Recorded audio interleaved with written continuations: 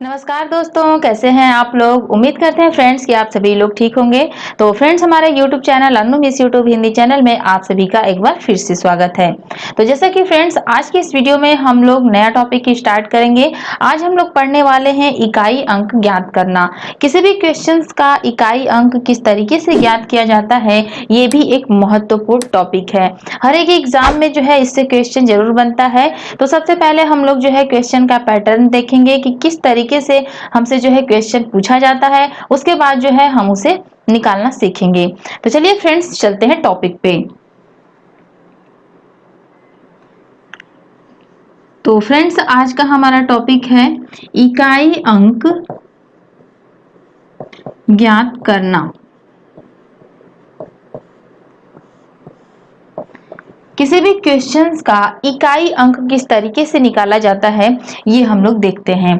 तो फ्रेंड्स, सबसे पहले हम लोग जो है क्वेश्चंस का पैटर्न देखते हैं कि किस तरीके से हमसे क्वेश्चन पूछता है। तो जैसे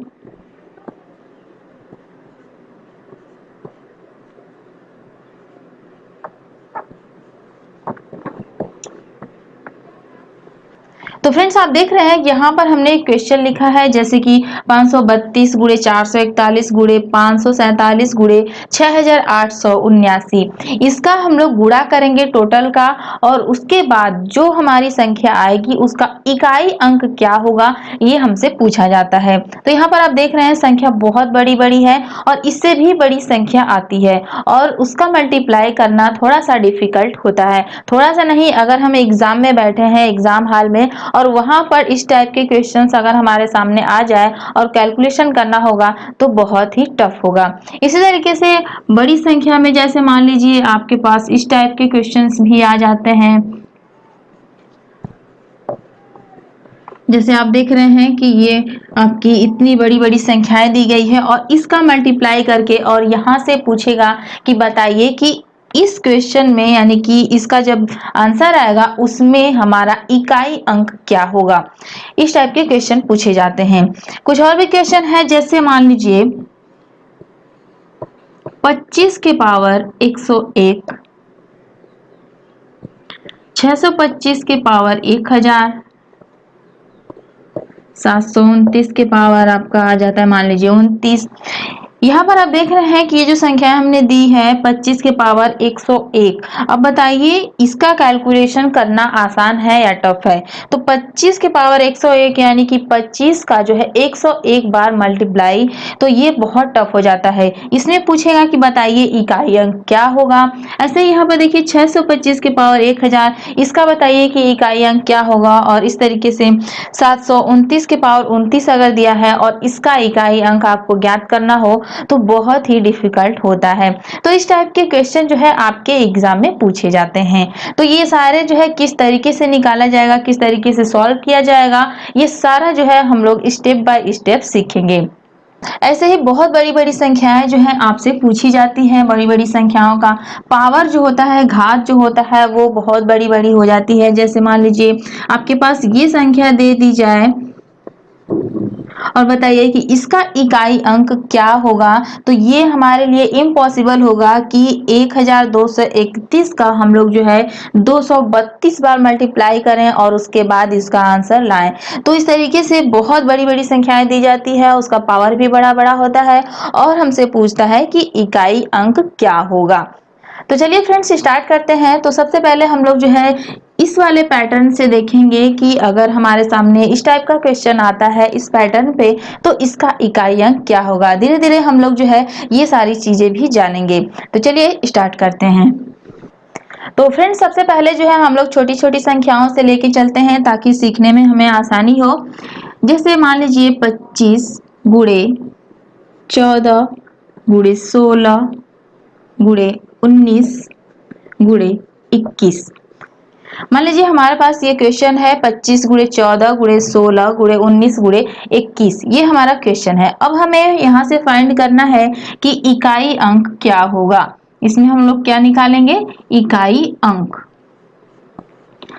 अब यहाँ पर इस क्वेश्चन का इकाई अंक निकालने के लिए आप ध्यान दीजिएगा कि हमारे सामने जो भी क्वेश्चन हो, चाहे वो छोटी संख्या में हो चाहे बड़ी संख्या में हो, हमें निकालना क्या है, इकाई अंक। तो हमें ये ध्यान देना है कि जो भी हमारा क्वेश्चन रहेगा उस क्वेश्चन में हम लोग जो है फोकस करेंगे इकाई अंक पे। जी हाँ फ्रेंड्स, हम लोग किस पे फोकस करेंगे, इकाई अंक पे। जो भी इकाई अंक रहेगा, जितने भी अंक दिए रहे होंगे क्वेश्चन में, जैसे 25 हो गया, 14 हो गया, 16 हो गया, 19 हो गया, 21 हो गया, इन सब का मल्टीप्लाई करना है ये हमें पता है, लेकिन हमें निकालना है इकाई अंक। तो यहाँ से हमारा जो ध्यान होगा, जो हमारा फोकस होगा, वो केवल इकाई अंक पे होगा, चाहे वो संख्या कितनी भी बड़ी हो, हमसे उससे मतलब नहीं है, हमें केवल उस संख्या के इकाई अंक से मतलब है। यानी कि यहाँ से 1 से मतलब होगा, यहाँ 9, यहाँ 6, यहाँ 4 और यहाँ 5, इसी से हमें मतलब है और इसी का हम लोग जो है आपस में गुणा करेंगे। तो चलिए शुरू करते हैं। देखिए 9 का 1 में हम लोग गुणा करेंगे तो 9 एकम 9 हो जाएगा, आया हमारा कितना, 9। अब उसके बाद यहाँ 9 का 6 में मल्टीप्लाई करेंगे तो 9 छके हो जाएगा कितना, 54। अब यहाँ पर देखिए हमारे पास दो अंक आ गया, 5 और 4। अब यहाँ से हमें केवल इकाई अंक लेना है, तो यहाँ का इकाई अंक हो जाएगा 4। अब इस 4 का अगले में हम लोग गुणा करेंगे, यानी कि इस 4 में गुणा करेंगे तो 4 चौके 16, यहाँ पर आ जाएगा हमारा 16। अब यहाँ से हम लोग क्या उठाएंगे, इकाई अंक, तो यहाँ से हम लोग 6 उठाएंगे। अब इस 6 का हम लोग 5 में गुणा करेंगे तो ये हो जाएगा 6 पचे 30। अब यहाँ पर देखिए हमारे पास आया कितना, 30। अब 30 से हम लोग जो है इकाई अंक उठाएंगे, जो कि यहाँ का इकाई अंक है 0, क्योंकि हमें मतलब है इकाई अंक से। अब यहाँ पर आपका जो आंसर हो जाएगा हमारा इकाई अंक क्या होगा, तो यहाँ हमारा इकाई अंक होगा 0। तो इस तरीके से जो है हम लोग सॉल्व कर लेंगे। चलिए इससे थोड़ा सा और बड़ा क्वेश्चन हम लोग देखते हैं। अगर आपको कहीं भी कोई भी डाउट हो तो प्लीज जो है आप हमसे कमेंट में पूछ सकते हैं, उसका रिप्लाई जो है हम जरूर देंगे। अगला क्वेश्चन देखते हैं। मान लीजिए 5321 इंटू 4320 इंटू 9876 इंटू 7651। अब देखिए यहाँ पर हमारे पास ये क्वेश्चन है और यहाँ से हमें फाइंड आउट करना है इकाई अंक। तो हमने क्या बताया कि चाहे संख्या कितनी भी बड़ी हो, हमें फोकस करना है किस पे, इकाई अंक पे। तो चलिए इसे सॉल्व करते हैं। तो देखिए यहाँ पर ये संख्या है, अब यहाँ से हम लोग लेंगे 1, यहाँ से लेंगे 6, यहाँ से 0 और यहाँ से इकाई अंक है 1, यानी कि इन सबका इकाई अंक हो गया, जैसे इसका 1, इसका 6, इसका 0 और इसका 1। अब इसका आपस में मल्टीप्लाई करेंगे, इस 1 का 6 में मल्टीप्लाई करेंगे तो आएगा 6। यहाँ पर इकाई अंक केवल एक ही है, यानी कि केवल 6 है तो इकाई अंक 6 ही होगा। अब इस 6 का मल्टीप्लाई करेंगे इस 0 में, तो अब यहाँ पर ये हो जाएगा 0। अब इस 0 का मल्टीप्लाई करेंगे 1 में तो ये हो जाएगा 0, यानी कि फाइनली हमारे पास क्या आया, 0 आ गया। तो हमारा जो आंसर होगा कि इकाई अंक क्या होगा, इकाई अंक ये हो जाएगा हमारा 0। तो आप देख रहे हैं कि ये क्वेश्चन जो है देखने में कितना बड़ा लग रहा है और वाकई में ये क्वेश्चन बड़ा भी है। अगर हम एग्जाम में इन सब का मल्टीप्लाई लगे करने तो बहुत ज्यादा टाइम वेस्ट हो जाएगा। तो इसे जो है हम किस तरीके से निकालेंगे, आपने यहाँ पर बहुत ही अच्छे से देखा कि हर एक संख्या का जो है हम लोग केवल इकाई अंक उठाएंगे और उस इकाई अंक का हम लोग जो है अगले के इकाई अंक में मल्टीप्लाई करेंगे, जो कि इस तरीके से कुछ था। तो अगर आपको कहीं कोई डाउट है तो आप कमेंट कर सकते हैं। अब उसके बाद धीरे धीरे हम लोग अगले स्टेप की तरफ बढ़ेंगे, जैसे कि घात वाली संख्याओं का किस तरीके से हम लोग जो है इकाई अंक निकालेंगे। एक बात यहाँ पर और देख लीजिए, जैसे बहुत सारे स्टूडेंट के माइंड में आ रहा होगा, जैसे यहाँ गुणा दिया हुआ है, अगर यहाँ पे प्लस दे दिया तो क्या होगा, तो प्लस दे देगा तो बहुत ही आसान हो जाएगा। यहाँ पर जो आपका इकाई अंक है उसे हम लोग जोड़ लेंगे। मान लीजिए करके देख लेते हैं। इसी क्वेश्चन पे हम लोग देख लेते हैं, जैसे यहाँ से मल्टीप्लाई ना रह के यहाँ पर प्लस अगर कर दे और इन सभी को जोड़ना हो तो ये बहुत ही इजी हो जाएगा। जैसे वही प्रोसेस करना है, सबका हमें इकाई अंक उठाना है और हम लोग जो है इसमें ऐड कर देंगे। तो यानी कि 6 और 1 कितना हो जाएगा, 7 हो जाएगा। अभी 7 को हम लोग 0 में ऐड करेंगे तो 7 प्लस 7 प्लस 0 हो जाएगा हमारा 7। अब ये 7 जो है इस 1 में ऐड हो जाएगा तो 7 और प्लस हो जाएगा हमारा 8, यानी कि जो हमारा आंसर आएगा वो हो जाएगा 8। यानी कि इस क्वेश्चन का इकाई अंक जो होगा हमारा 8 होगा। जब हम इन सभी को एक में जोड़ेंगे तो इकाई अंक हमारा 8 होगा। तो फिलहाल इस तरीके से क्वेश्चन नहीं पूछता है प्लस में, क्योंकि ये बहुत इजी हो जाता है। क्वेश्चन पूछता है हमारा मल्टीप्लाई में, गुणा करके पूछता है ताकि थोड़ा सा टफ हो।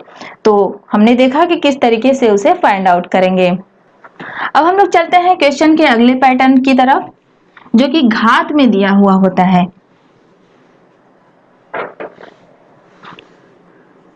यानी कि जो घात के रूप में होता है, पावर के रूप में, उसका किस तरीके से इकाई अंक निकालते हैं। मान लीजिए कि हमारे पास सबसे पहले जो है हम लोग छोटी संख्या से लेके चलते हैं। मान लीजिए 3 के पावर 3 अगर दिया हो तो इसका बहुत ही आसानी से आप लोग जो है इसे सॉल्व कर लेंगे। 3 इंटू 3 इंटू 3 यानी कि 3 3 के 9 3 के 27 हो जाएगा, और यहाँ से इकाई अंक इसका हो जाएगा 7। इसी तरीके से मान लीजिए 4 के पावर 2 हो गया तो ये हो जाएगा 16, यहाँ से इकाई अंक हो जाएगा हमारा 6। अब उसके बाद जैसे मान लीजिए अगर 11 के पावर 2 हो गया तो इसका जब हम वर्क करेंगे, यानी कि 11 इंटू 11 ये होता है 121। अब यहाँ से इकाई अंक देखिए 1 हो जाएगा।